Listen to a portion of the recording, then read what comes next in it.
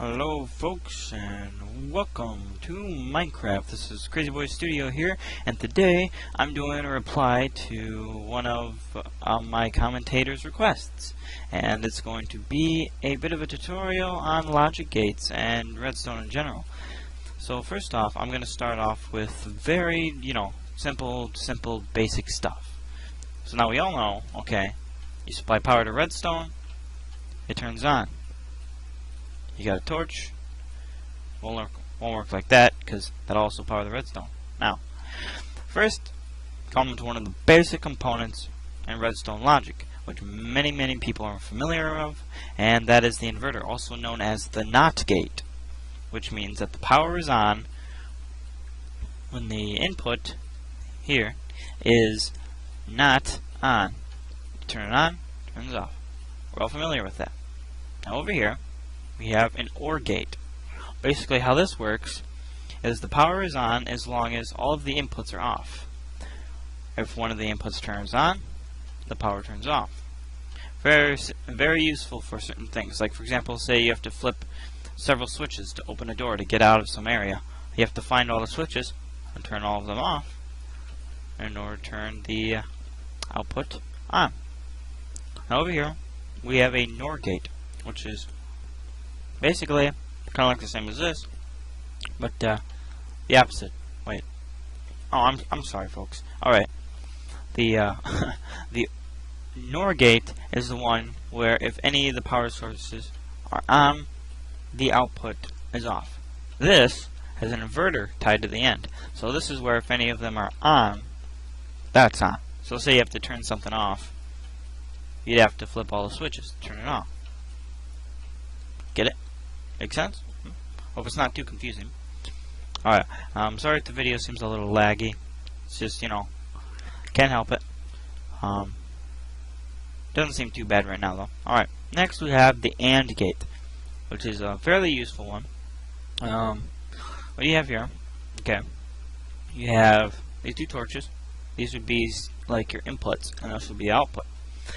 Now for the output, the output let's see, let's turn these off, right? Okay, so the output by default, without any power supplied, is off. In order to turn it on, you have to supply power to both inputs, and it'll turn it on. Get it? Okay. Now, so that's AND. Alright, now here, I'm going to show you a different version of the NOR gate. This is this one right here. See that? Basically, that's just a more compact version using only one block and one torch. Right. Well, that one over there uses one torch, but this is more compact. You know what I mean. Alright. So over here, this is a NAND gate. Sort of similar to an AND gate, but it is the reverse. Because see here, you see there's no torch here. So, by default, when both of these are off, that's on rather than off. In order to turn it off, you need to turn both on. Okay. So these are all your most basic logic gates. They all have various different uses. Later, I may be showing you some of the uses that many of these things have. I have recently come up with an idea that I think would work for a locking mechanism. It's a bit complicated, though. People could probably make it less complicated, but I'm a complicated guy. Alright. Not really. I'm kind of dull, really.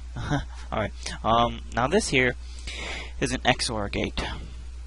XOR gate, basically, see this right here, this little line of redstone here, that's your output right there. These here are your inputs. Basically, how this works is that when both inputs are equal or equivalent to each other, the output will be off. So, when both of these are on, it's off. And when both of these are off, of course, it's off. But when the inputs are not equivalent to each other, the output will be on. So, flip one of these, turns on. Flip that one, turns on. But if you flip that one on, turns off. Effectively, it creates a mechanism where the output changes every single time you flip one of the switches, regardless of what switch it is. Alright, and over here is an XNOR gate, which is basically the opposite of an XOR gate. An XNOR gate is basically where the output, right there, that line right there, that's the output, where the output is on when the inputs are equivalent, and the output is off when the inputs are not equivalent. So there, it's on, and then I already showed you off, turn that off, it's not on, see? They need to be equal, and it's on. Okay. Over here is an RS NOR latch, which is very useful for many different mechanisms. I've never used it myself though, just because I've had no reason to use it. I may end up using it later. I do have an idea of a use that this has. Alright, now, well, because actually, the idea that I have to use this is a mechanism that can be used to self-start a clock, which I think it'll work. It's pretty interesting idea I have. Alright, now anyways, so let's make sure that this is off. Okay, that's off.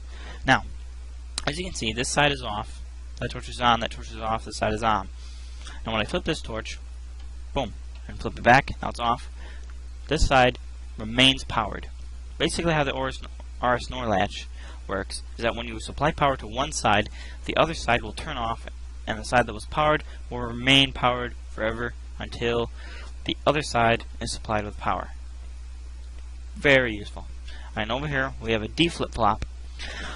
Unfortunately, womp womp womp, I don't know how to use this. The D flip-flop. That was something that I was not able to figure out. If anyone could figure it out, please tell me. I did the vertical version of this, and the vertical versions of these tend to be funky. I may try the horizontal version later that's flat on the ground. They use up a bit more space, but usually they work more properly. And I'll see if I can figure out how that works. Over here, just moving on now. This is the JK flip-flop. I like to call it the just kidding.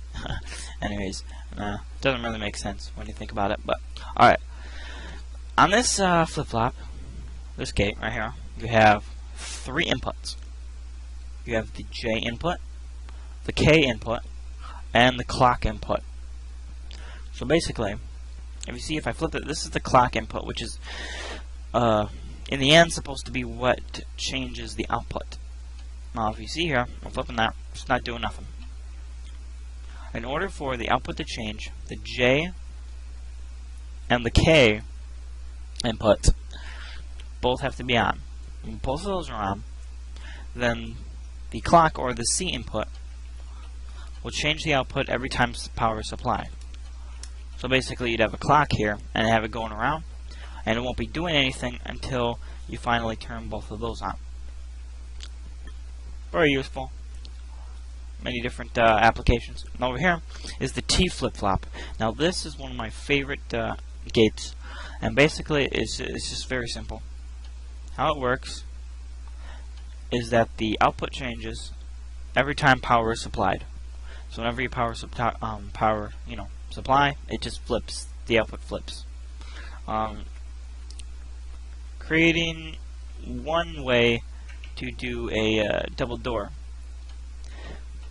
At least this is how you would do it with, if you wanted to do it with buttons.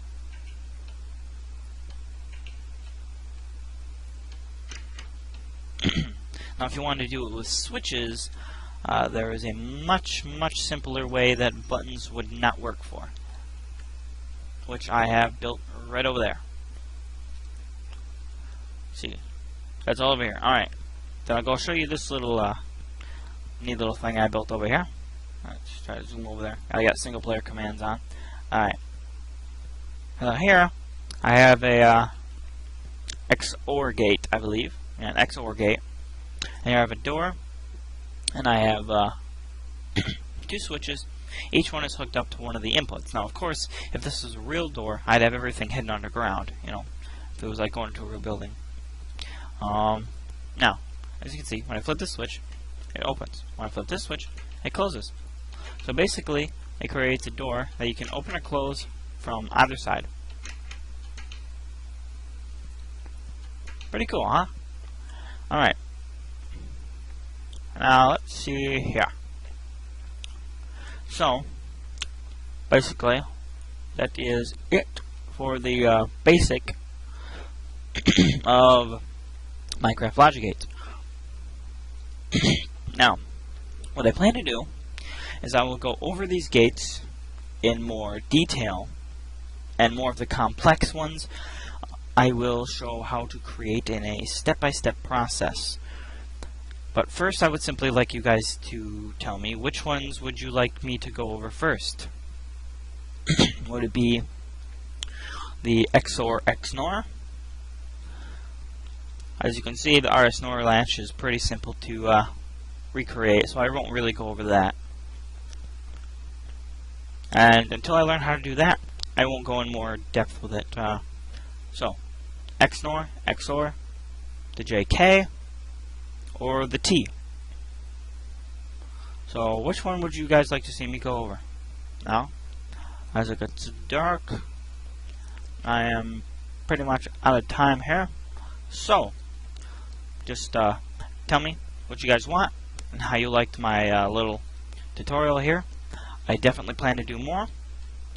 Just remember, just simply tell me what it is you want. Alright, see you guys next time. Thanks for coming. Come back next time.